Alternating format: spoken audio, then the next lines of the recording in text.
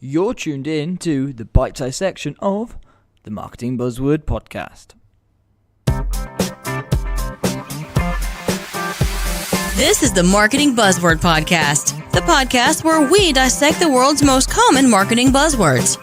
Hold on tight. We are about to fly around the beehive to see the latest buzzwords that stuck to the marketing bees.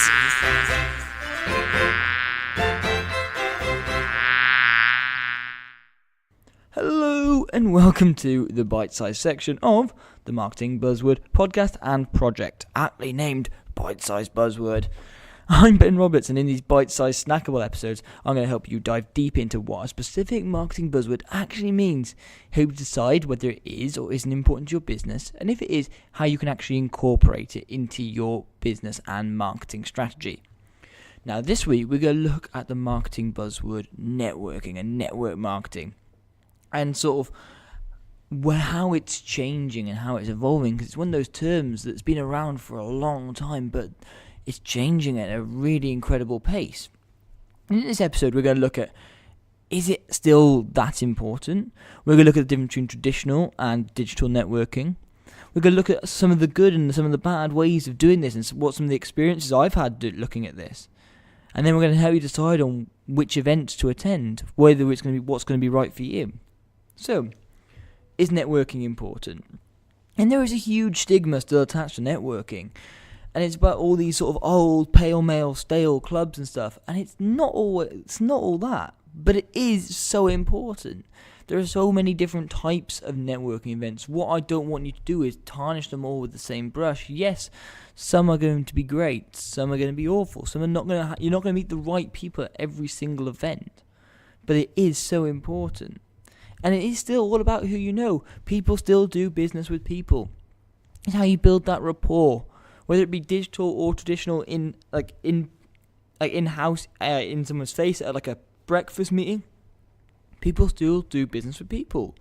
That's what's so important.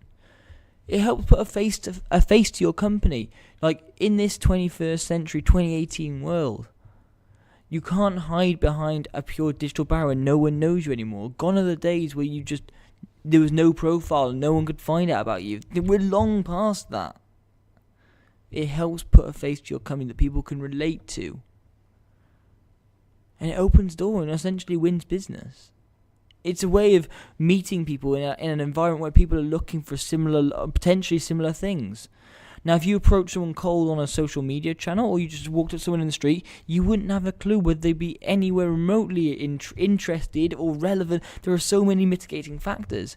Whereas if you're at a networking event, there's a much higher chance of you actually finding someone who wants to connect with you. Even if it's not a networking event so much, you're at a conference or an event. People are there to learn about this stuff, and that's an amazing opportunity to meet so many people. I've met so many people at different conferences, networking events, and not necessarily specialised networking events, but just events where you're going and you're with a similar group of people with a similar sort of mindset, looking for similar sort of things. Amazing opportunity networking can give your business. But there is an important difference between the way that digital networking works and traditional networking works. And like both have their merits and drawbacks. Like people don't necessarily always realise when you go to an offline traditional networking event, a conference, an event, whatever it is that we actually still live in a digital world and people will look you up on LinkedIn or Facebook or Twitter. They'll look at who's going before the event if they've got access. They'll look at who they've met during the event. They might even add you on LinkedIn or Facebook or whatever there and then. I mean, I hardly ever take business cards with me anywhere now. I've always got a couple on me. You never know. But pretty much, I had everyone on LinkedIn because it's a much better business card. And it's actually, that you can find, I want people to find out so much more about me and what I stand for than I can do on a little sort of bit of card. For me, it's really, really important. With traditional events, there are two different types. So you've got ones that are more locally based. So you've got sort of your little networking events. So one of the biggest global ones I can think of is BNI, as an example, where you have breakfast networking meetings, really sort of highly focused on the local environment. Brilliant if that's what your business works in. But don't necessarily think that then that means networking isn't going to work for you. Go to these bigger specialized events. So for me, I go to more specialized marketing and PR events and SEO events. Some you'll have bigger companies, some you'll have smaller companies. There's a bigger mix of companies, but you've got something really tangibly in common. So at these other breakfast networking events, your common thread is your locality. You go to a more specialist event, your common thread is actually your specialism, or you want to know about that specialism. There are different types of conversations you can have with these different people. Digital, you can sort of get an idea of what they're interested in. Yes, the approach is harder, but, and sort of the way I want to think about it is, with digital networking, it actually requires a lot more tact than face-to-face networking. Because when you're face-to-face networking, yes, people may judge you within seconds, but you've actually got potentially a couple of minutes to be able to change their mind or actually say something that really resonates with them. And they haven't, because they're sort of in your face, it's difficult to just walk away. Someone walks up to you, you're not just going to walk away. If they come up to you and say something, you're not just going to walk away. Well, you may do if you're that type of person, but chances are probably not.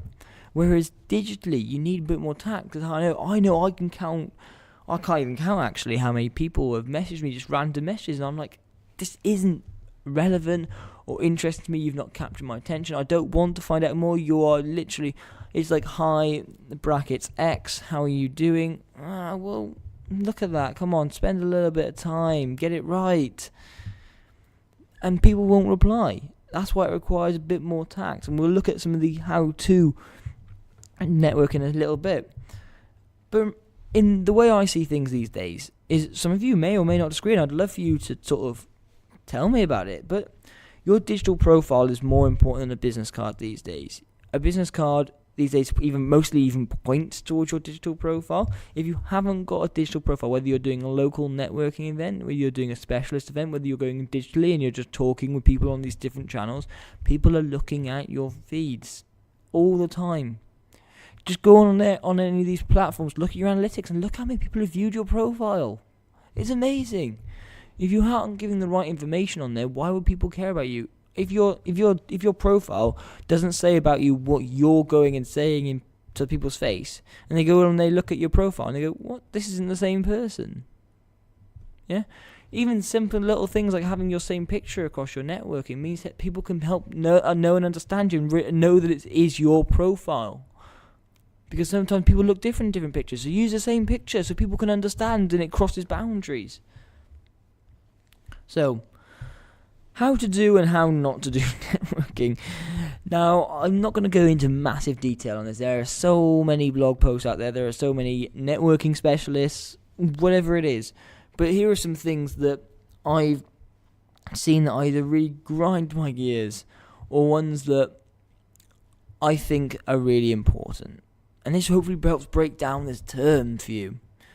It's just don't be that person that sort of throws business cards down the table, pretty much walks up to someone, like when they're shaking hand, they've pretty much got a business card already in their hand. I think I already had that done to me once. And it was just weird. And it's just like, you can't force people to have take your business cards. And why should they? Especially ones where it is bland and generic, and people have no context around who you are, what you do, to who you are. Because once they finish, if they've gone to a massive event and they've met hundreds of people, how are they going to distinguish your business card from the rest? Yeah, they may have made some notes on it, but still, this is why digital profile is equally important. This is why you should put a couple of links on your business card, because I know when I get back from the event, I have a stack of these business cards that I don't really want or like, but I'll go and make sure I find them on LinkedIn and see if they are someone I really want to reconnect with or want to keep maybe follow up with in the future. Go for a softer sell. What is your common ground? It's all about the common ground. What have you got that links you together? Like I said earlier about the locality, whether it's about your specialism, whether it's about where you're from. I mean, I go to a lot of events in America, and it's about, I carry around a Welsh flag, and people go, oh, I know people from Wales. Oh, I've been to Wales. Brilliant. Look at that. That's a way of striking up a conversation that's really different. And it's not that bland joke, hi, I'm Ben, I do marketing, what do you do? Oh, that's really nice. No, that is bad networking, and this is what gives networking a really awful name. And if you've seen them somewhere before, this is mostly applicable to digital marketing. I have made so many connections because I listen to podcasts, I've read articles on different like guest posts on places, and I'll message someone and say, oh, I really liked your article on this website. It was really thought-provoking for me, or I heard you on this podcast. It really resonated with me. I'd love to connect. You know what? People connect. One, because it sounds maybe harsh, but it's psychological. It's you're giving their ego a little massage. You go, oh, okay. I like people that are like me. So if they like what I'm saying, then potentially I will like them. It just makes so much sense. That's how you build that rapport. You found that common ground again. Add your personality too. People will like you. Yes, some people may not always warm to you, and yes, they may have a disagreement with people, but that's life. You can't shy away from networking and putting yourself out there just because maybe one or two people don't like you or like your ideas. I mean, I have had people... Well, I get so many messages saying, oh, I absolutely love what you're doing with the podcast. And occasionally you get the odd message and go, oh, well, it is a bit gutting, but you can't let those haters bring you down. And you've got to be out there and be who you are. You can't go changing for absolutely anyone. Something that also really bugs me is on LinkedIn, send a personal note if you can. Yeah, I'm not saying if you don't know someone, you haven't, and you just want to add them for the sake of it, fine. But if you can, add a personal note. It just is that little thing that just makes a big difference. Like I just said, if you've seen someone online, add a personal note. Don't just add them. Add a personal note. Ask opinions as well. Not enough people ask opinions. Oh, what did you think about this? Oh, have you seen the news about this X, Y, or Z? What do you think? You obviously work in the same space as me. What was your take on it? Oh my God, people love to be asked their opinions. Ask them, because even if you necessarily don't agree, that can be sometimes a bit of a talking point, and it makes the conversation more interesting. It allows you to show your expertise and your knowledge without having to say even who you are. But people will understand, oh look, this guy is an expert in there. He cares about this. And then eventually we go, oh, so what actually is your company? Oh, I'm Ben, I work for Talkative. Oh, what's Talkative? Blah, blah, blah, blah. And the conversation will carry on from there. And people can see that I care and I'm knowledgeable about a specific subject. And whatever you do, be authentic. I'm not going to go into this one too much because I've talked about authenticity before, but just please be authentic. Be your real you. And finally, I want to move on to sort of how you decide which event, because this is one of the things that I think is not talked about enough with networking. Some people say go to loads, you need to go there regularly, consistently. I think you need to try a range of different ones. Yes, once you've done that, try and turn up to conferences regularly, because that's how you build a rapport. I know I've been to certain conferences a couple of times and you've met people, but I actually, you know what, as long as you go to a conference or an event and you meet someone and you do what we talked about above, you connect them on digital, you stick on having those conversations, real conversations, interacting and engaging with their content. I have met some people only ever once at a conference, and they become amazing digital friends. And I've met them offline again, but I've not met them at another event, because people can't always go to events. They're expensive. They're time consuming. People have businesses and lives to run. If you can go consistently, do that. But I don't believe that everything has to be, we'll only communicate during X amount of time in the week. Yes, you can talk outside, and I really believe you should, but in a digital world, I think that's so important. There's a difference between free and paid. I think with free events, it's a lot more hit and miss, but I wouldn't necessarily, depending on the type of business you have, I wouldn't dismiss free events. I've been to so many, and I've adjusted my expectations over time to be able to say, yes, some networking events are awful because they're free, but then I've found some amazing sort of diamonds in the rough and potential business from free networking events. I think it all depends upon your business and the type of event. Again, if it's a specialist event, you're probably going to get more likely than if it's a general, but you never know who turns up to those free events. paid, you have the less risks, obviously, but it's costly and you feel like you're forced to get something out of it. So that's something that can potentially be a bit of a negative sometimes if you have to feel like it's, I've paid money for this, I have to go or I have to be involved. You don't have to.